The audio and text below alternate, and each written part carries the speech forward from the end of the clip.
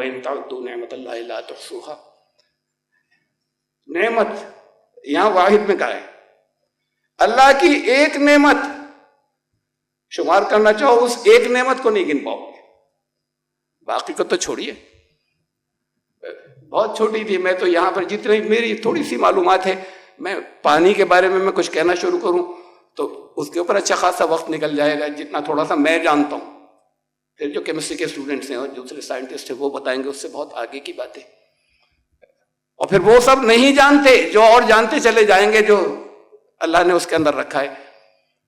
پانی ایسا اکیلا ایسا لیکوڈ یا اکیلا ایسی چیز ہے جس کے اندر ہر چیز جو ہے تقریباً ہر چیز ڈیٹول ہو جاتی ہے, بہترین سالوینٹ ہے. پانی جو ہے وہ ٹیسٹ لیس ہوتا ہے. اگر ٹیسٹ لیس نہیں ہوتا تو آپ کو کھانوں میں ذائقہ ہی نہیں آتا. بناتے کچھ نمک اور دوسرے مسالوں کا ذائقہ کچھ اور ہے اور پانی جو ملا دیا آپ نے تو کچھ اور ہو گیا. پانی ایسی چیز ہے کہ صرف پانی اکیلا ایسا لیکوڈ ہے, یعنی اکیلا ایلیمنٹ ہے کہ جو باقی چیزیں جو ہیں وہ جب سالڈ ہو جاتی ہیں, سالڈیفائی ٹھنڈی ہو کے, تو پھر وہ نیچے بیٹھتی ہیں اور ایکسپینڈ کرتی ہیں اور اوپر آتی ہیں. گیسز جب گرم ہو جاتی ہیں, پانی جب ٹھنڈا ہوتا ہے برف بن جاتا ہے تو اوپر آ جاتا ہے, برف ہلکی ہوتی ہے. اور باقی پانی یہ صرف پانی کے اندر ہے. تو پھر سمندر کے اندر جو پانی, جیسی سخت برف جن علاقوں کے اندر سخت سردی پڑنی شروع ہوتی ہے وہاں اوپر کی تہہ کے اوپر برف جم جاتی ہے, کیونکہ برف اوپر رہتی ہے وہ اوپر ہوتی ہے. تو پھر اندر ساری جو زندگی ہے جو حیات وہاں ہے وہ محفوظ رہتی ہے, ورنہ وہ نیچے سے برف بننی شروع ہو تو سب کچھ ختم ہو جائے, ایکولوجیکل بیلنس بگڑ جائے سارا. تو میں پانی کو چھوڑے, میں تو خود پانی کے بارے میں جیسے میں نے کہا کہ تھوڑی دیر تک میں آپ کو بتا سکتا ہوں کہ پانی سے ہمیں کیا کیا ملا ہے. لیکن پھر چھوٹی سی آپ کی جسم کی نعمتوں کے اندر آپ کی ایک آنکھ, میں ایک دفعہ ادھر ادھر سے پڑھ کر اکٹھا کر کے اور پھر وہ چیزیں جو میں نے رکھی تھی تو 1 گھنٹہ لگا تھا اسے بتانے میں. آپ خود دیکھ لیجیے گا کتنی بڑی نعمت ہے اللہ کی, جب چھن جاتی ہیں تب احساس ہوتا ہے لوگوں کو. تم ایک نعمت کی گنتی نہیں کر سکتے, نعمتیں تو بے شمار ہیں, ان سب کی بھی نہیں کر سکتے.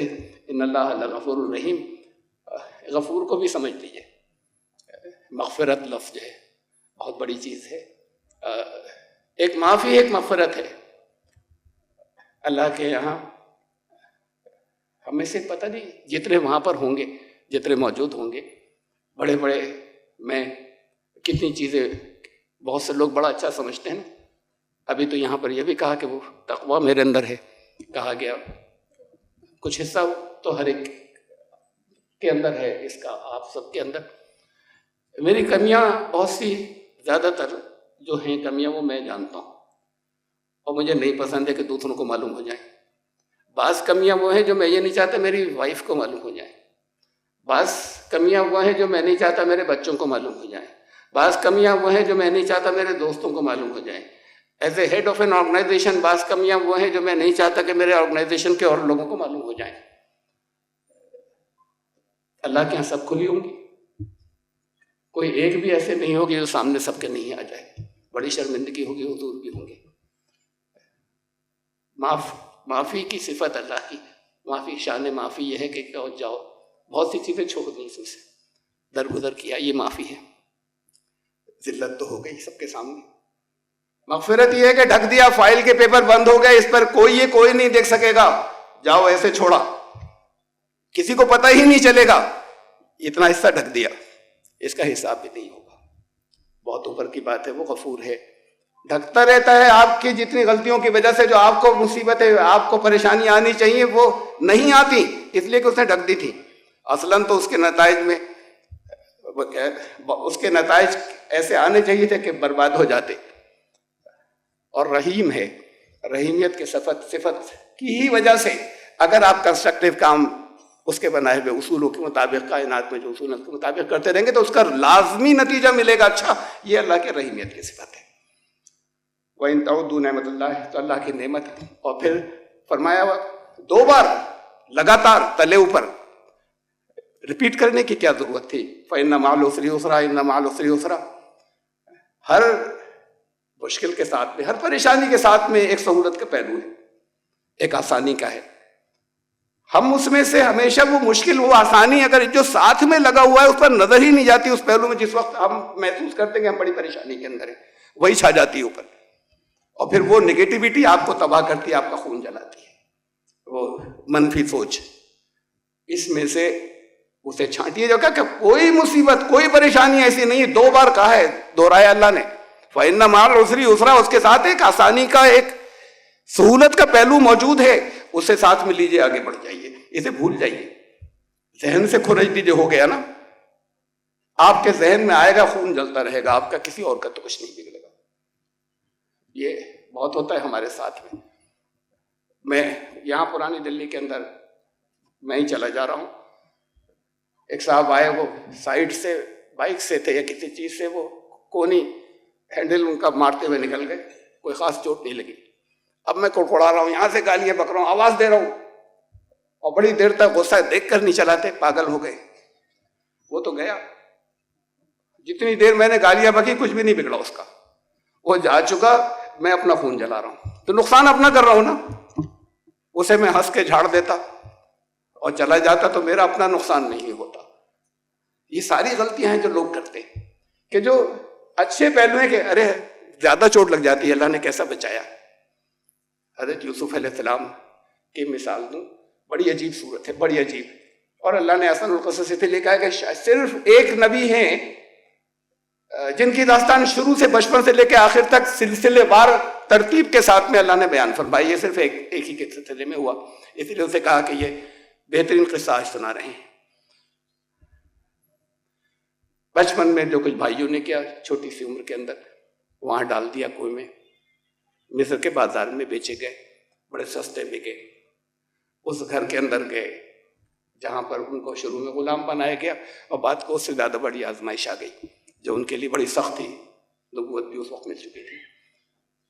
پھر آخر میں یہ ہوا کہ وہاں کی جو ہائی سوسائٹی کے لوگ تھے، بڑی بدنامی چاروں طرف ہونے لگی تھی، ان کے لیے بڑی عام بات تھی، پریشانی یہ تھی کہ یہ ایک پارسا پھنسا ہوا ہے درمیان میں، جس کی وجہ سے یہ ہمارے اندر کی یہ باتیں جو ہیں یہ سب عوام میں چلی جائیں گی۔ تو پھر انہوں نے کہا کہ یہی ہوتا ہے، انہوں نے کہا کہ اسے جیل میں ڈال دو، یہ جانتے ہوئے کہ بے قصور سب جانتے تھے، اور اسے پھر جیل میں ڈال دیا گیا۔ ہر نظام میں یہی ہوتا ہے کہ اسے بیچ میں سے ہٹاؤ تو بانڈے ٹوٹ جائیں گے۔ وہ کتنے عرصے جیل رہے، سالوں۔ ایک موقع ذرا سا آیا تھا، انہوں نے توجہ دلائی، ساتھ میں قیدی تھا کہ وہاں شاہ سے ذکر کر دینا، بھول گیا، اور بہت سالوں رہے، ایگزیکٹ نہیں معلوم کتنے سال۔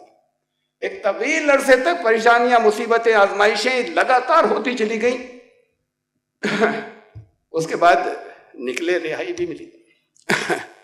اس طویل داستان کے اندر جو پوری ایک صورت کے اندر ہے، ترتیب وار کسی ایک جگہ ملا آپ کو کہ یہ دعا ان کی ملی جیل کے اندر کہ اللہ بڑی پریشانی میں نکال دیجئے، یہ دعا ہی نہیں کی کیا؟ بہت ہاں، میں جیسا آپ نے رکھا ہے مجھے ٹھیک ہے، مجھے منظور ہے، میں یہاں بھی نبوت کا کام کر رہا ہوں قیدیوں کے اندر، لیکن میں تو عافیت پسند کرتا ہوں، مجھے نکال دیجئے، ایک جگہ نہیں ہے۔ ایک تدبیر بیچ میں بہرحال کی تھی، وہ اسے اللہ نے بلا دیا، اس شخص کو جو قیدی ساتھ میں تھا، جو باہر گیا تھا۔ اب جب اللہ کو منظور تھا، نکلے اور بڑے اونچے مقامات پر پہنچ گئے۔ یہ سب تربیت کا نظام چل رہا تھا، ان سب جگہوں سے گزارنا تھا وہاں پہنچانے کے لیے، وہ ضروری تھا۔ یہ تھا یہ تنگی کے ساتھ میں اس کا پہلو سہولت کا یا آسانیوں کا یا ایک اچھے مستقبل کا پہلو ساتھ میں موجود تھا جو نظر نہیں آتا تھا، لیکن ان کو کبھی تکلیف محسوس نہیں ہوئی۔ اور اس کے بعد اللہ کا شکریہ ادا کیا۔ پڑھیے گا کیا کہ اس اللہ کا شکر ہے جس نے، میرے رب کا شکر ہے جس نے مجھے اتنی عزت دی اور مجھے جیل سے نکالا، قید سے رہائی دی۔ ارے قید سے رہائی اگر اللہ نے دلوائی تو قید میں ڈلوایا بھی تو اللہ نے تھا، اس کا کوئی ذکر نہیں ہے کہ اتنے سال، ارے یہی کہتے تھے کہ اتنے سال قید میں رکھنے کے بعد مجھے رہا کر دیا، آپ کا شکریہ۔ کوئی تذکرہ نہیں، بھول گئے جیسے یاد ہی نہ ہو۔ پھر بھائی آئے، جب آئیڈینٹیفائی کر لیا، لا تصریب علیکم اليوم، انہوں نے کہا ہم سے خطا ہو گئی، بات اتنی سی بات کہی تھی، ہم واقعی قصوروار تھے۔ انہوں نے کہا لا تصریب علیکم اليوم، مطلب یہ کہ اب پچھلی باتیں کبھی یاد ہی نہیں دلاؤں گا، ختم، وہ سارے تذکرے ختم، آئندہ بھی کبھی ذکر نہیں آئے گا آج کے بعد سے۔ اور یہی سرکار دو عالم محمد صلی اللہ علیہ وسلم نے وہاں مکے میں داخلے کے وقت کہا تھا کہ جنہوں نے لمحہ لمحہ اذیتیں دی تھیں، کہا کہ اور نہیں کیا کبھی اس کا حوالے آئندہ نہیں دوں گا. لا تصریب علیکم الیوم, کبھی اس کے بارے میں تم سے پوچھا ہی نہیں جائے گا جو کچھ تم کر چکے ہو آج کے بعد.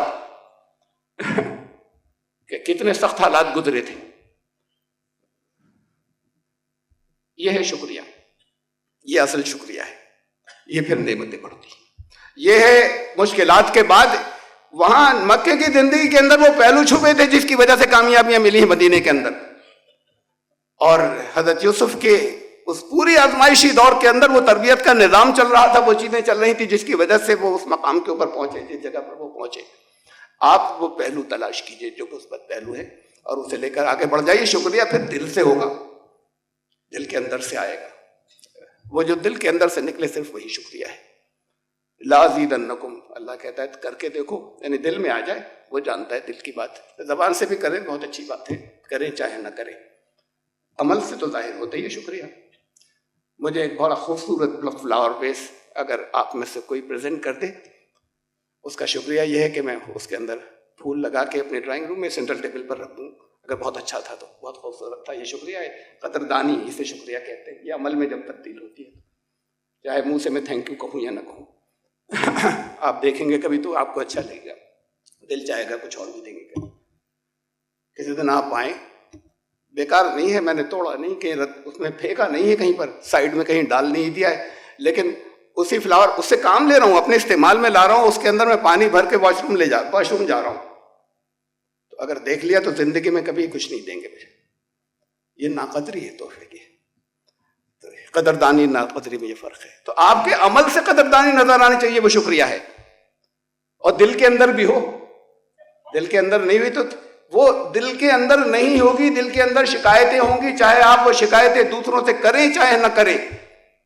دل کے اندر اگر شکایتیں ہوں گی آپ کو جلاتی رہیں گی, آپ کی کریٹیوٹی ختم ہوتی رہے گی, تعمیری صلاحیتیں ختم ہوتی رہیں گی, زندگی بھر کے لیے نقصان بڑھتے چلے جائیں گے. اور یہ جو ہے یہ تعمیری صلاحیتیں بڑھیں گی. لا ازیدنکم, اللہ کا وعدہ ہے میں بڑھاتا چلا جاؤں گا. آپ کو لینا ہے اللہ سے تو یہ ایک لازمی, اللہ نے کہا لازماً اور دوں گا, بڑھاتا چلا جاؤں گا. تو اس سے لینے کا یہ بالکل تیر بہدف نسخہ جو اس نے خود بتا دیا.